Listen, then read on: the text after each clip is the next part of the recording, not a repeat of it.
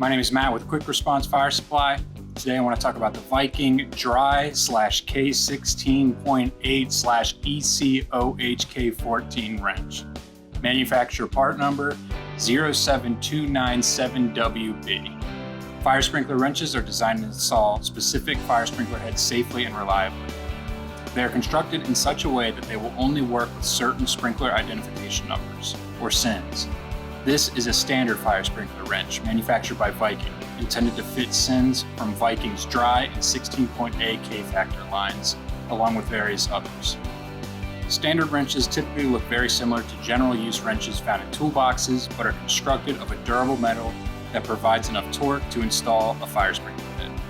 Standard wrenches are designed to install upright sprinkler heads or pennant and sidewall sprinkler heads that are not installed with an escutcheon, also called exposed installation. These wrenches will not work if a sprinkler head is being installed in a recessed or concealed application. Remember to always refer to the manufacturer's datasheet for specific installation instructions. Your sprinkler head's datasheet will list the specific fire sprinkler wrench you need for safe and effective installation. Failure to use the proper wrench could result in a broken wrench or defective sprinkler that may not properly activate if needed.